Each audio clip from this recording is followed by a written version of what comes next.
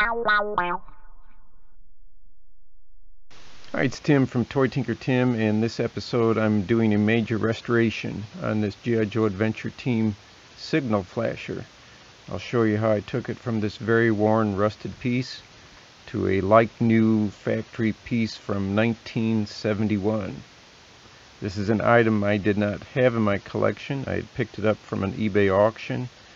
Free shipping, low selling price, but there were no views of the interior, so I figured it was worth the risk for all the pluses it did have going for it. Key parts are intact. The lens doesn't appear to have any major deep scratches. There's no heavy cracking or anything like that. The blue trim around it isn't cracked either.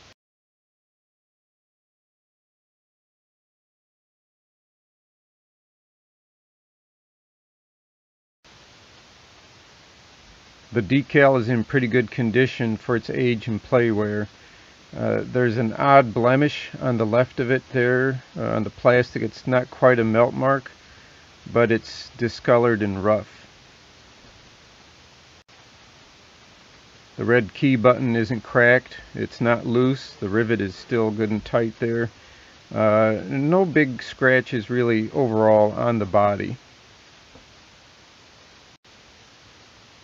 The elastic belt has flexibility, and the metal connectors are in good shape. They're not bent or rusty, and the elastic stitching is still good. It's not frayed out on the ends.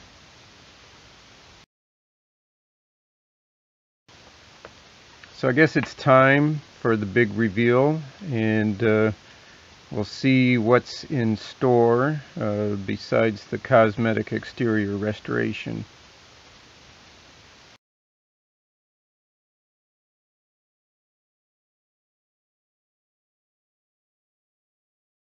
And yes, after opening it, I can see batteries were left inside at some point that have badly corroded it. The wiring all seems to be good and intact.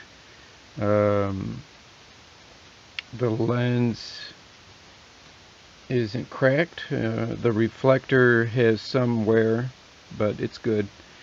And a bulb is still in place, so even if it isn't good, I have a starting point to go from to replace that.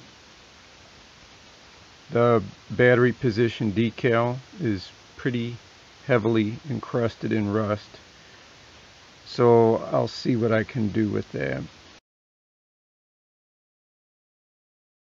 So just for the heck of it, I've tried some double A's, and no big surprise there.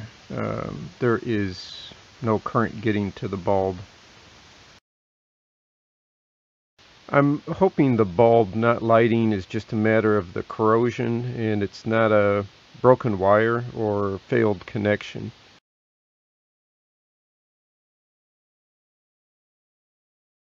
To work off some of the initial corrosion here, I'm trying this mix. It's salt and white vinegar brushed onto all the metal parts.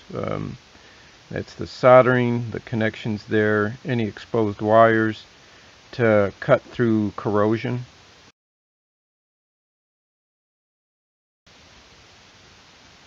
Then following that here, I'm brushing on a mix of baking soda and water over all those surfaces.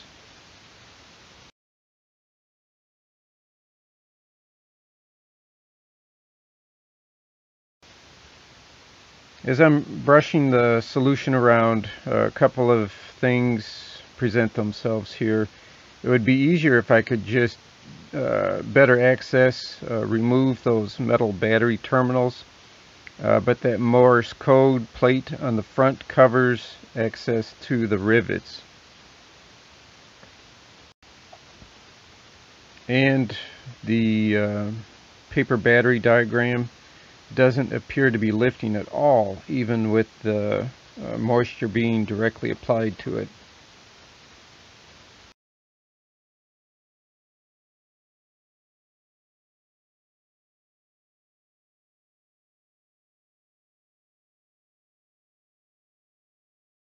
So to go at attacking the corrosion in this cramped space in the box, here's the bulk of the tools and materials I'll be using on this project. This eraser stick will be used more towards the end of it for some fine polishing in tough corners. A scrap piece of wood here I've trimmed down with a strip of sandpaper to wrap around it and make a aggressive attack on heavier rust. Double-sided emery board used to remove lighter rust in awkward angles. Here I've taken a hobby hemostat and twisted some fine steel wool, clamped that into the tip to work down into awkward surfaces. This small flat tip screwdriver is going to be the first tool I use on the really heavy scaled rust debris to scrape it off. And closer into a final step, I'll use this very fine sandpaper to polish over the metal. WD-40 is used throughout, first spraying it on the rust to let it stand and penetrate, and then later also through the sanding. Brasso is used in the final steps also on those brass colored pieces, points, rivets, etc. After the rusted parts have dried from my first step, I'm starting with a treatment of the WD-40 to begin having that to soak and penetrate into the rust. So after that baking soda rinse is dried, I'm treating all of the rusty surfaces with the WD-40. I'm spraying over the paper battery diagram also, hoping this will help to loosen it from the rusty metal. And I'm going to let that soak for a while here now into the surface for at least a couple of hours to give that a good chance to penetrate. So while we give that chance to soak here, I'm going to move on and work on the lens.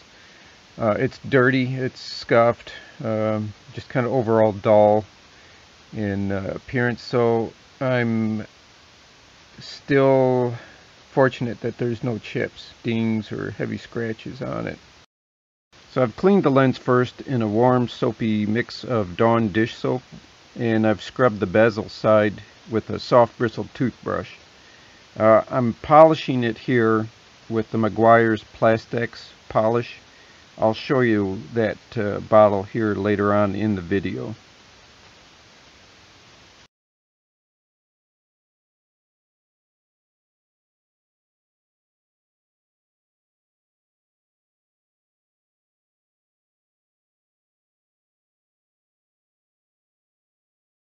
The bulb filament is intact. It looks to be nothing is broken. The bottom is a little bit corroded, and I'll use some fine sandpaper here and clean that connection point up. So I finally just had to carefully tear the battery label off the best I could. I definitely needed it out to access this rusted metal.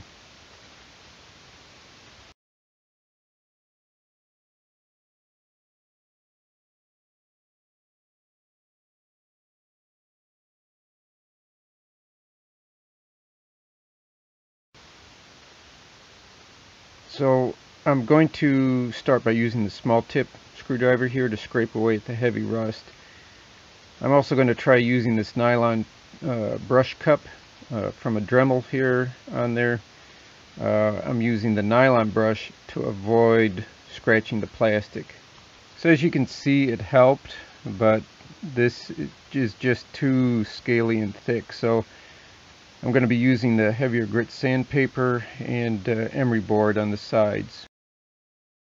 So this is just kind of a progression showing here. I'm repeating the process of the sandpaper, the steel wool, emery board, the eraser type pencil here to work down on these rusted parts, and the pitting is pretty heavy, so I want to at least just try to neutralize the rust in those deep parts here, and then polish down the best I can with a real fine sandpaper there as well.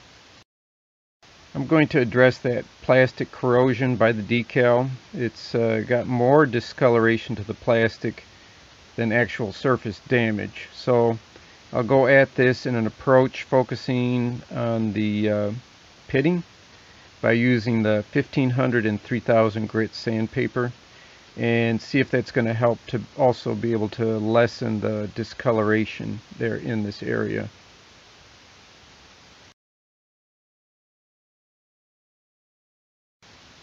So I'm just putting some water on with the Q-tip to avoid it getting into the decal, because I'm going to be using like a wet sanding here on the plastic this way.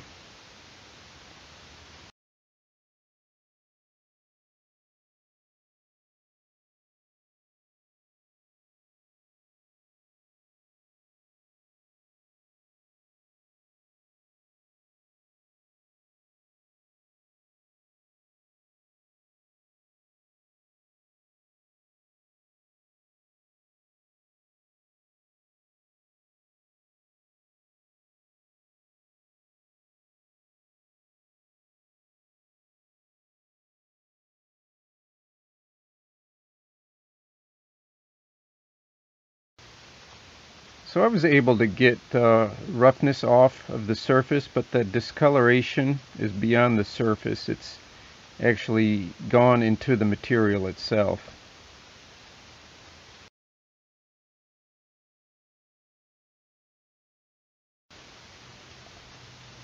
I'm going to use a plastic polish on the body of the signal flasher. Comparing the sides, surface is dull with light scratching. And the other side, I've already applied the plastic polish just to give you kind of a look of before and after.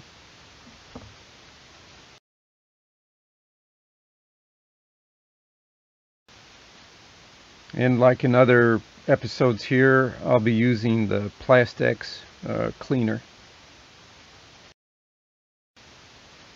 So early on here, I've got a pretty good feeling this should turn out pretty nice. So as this project goes, and for years to come, I want to take a step to protect the decal with a fixative. Since it's firmly attached, I'm going to be using frisket film. It's used in airbrushing or anytime you need a temporary protective film. It has an adhesive backing. So I've measured the decal with a circle template, and I'll use that circle template then to trace onto the frisket. I'll cut the shape out in the film before I apply it, but not totally cut through it. I'm wanting it to remain onto the signal flasher all as one piece first to help avoid distorting around that circle. After removing the film, only leaving the vintage sticker exposed, I'll lightly coat it with a fixative spray, which will help protect it and sharpen up the image of it. I've taken the largest piece of the original battery diagram and reproduced it. This printout will also be sprayed with fixative spray before being attached with double-sided archival tape. So here's the first looks at the completed signal flasher restoration. The plastic polished turned out nice. The brasso on rivets and the buttons, metal strip, has them looking like mint brand new. Flipping it over for an inside view, it's come a long way. Corrosion on exposed wires and rivets and connections, it's all been removed. The battery terminals are cleaned up and polished. The bulb base was cleaned to ensure we've got a good connection there.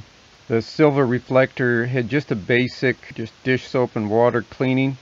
Don't use any strong chemicals on there because it will remove that silver finish. The red lens is cleaned up brightly now. It's fresh and ready for action.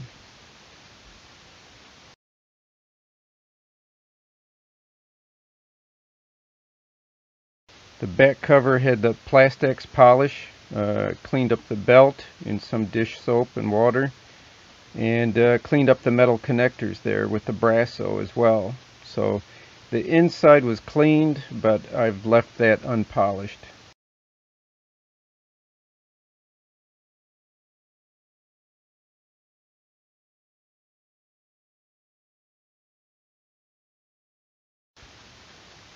All assembled and fresh batteries installed, we get a better look as well at the original sticker here, and that has now the protective spray finish on it as well.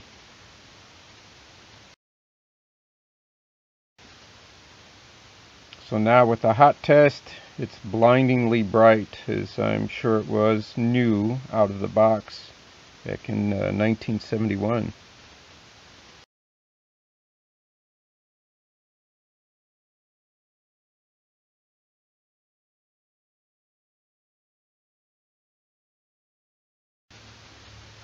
Now I need to work on learning my Morse code here. So it was a lot of work with the rust, but overall, it was in good starting condition, and the feature elements all being intact. Definitely added up to a great final product here, and very cool collector's item.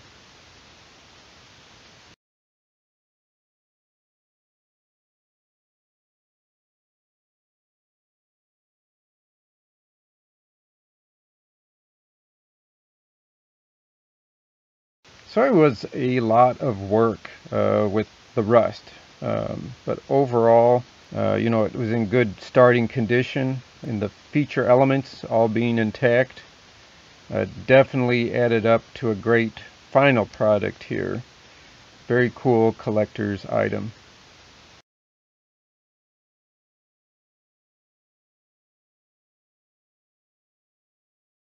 That ends this restoration video here on the signal flasher. Hope it was informative.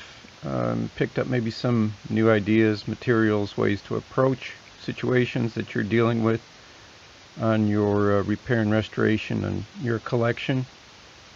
Be sure to hit the subscribe button to show your support here for the channel, Toy Tinker Tim, and share it with your fellow collectors and friends. And as always, thanks for watching.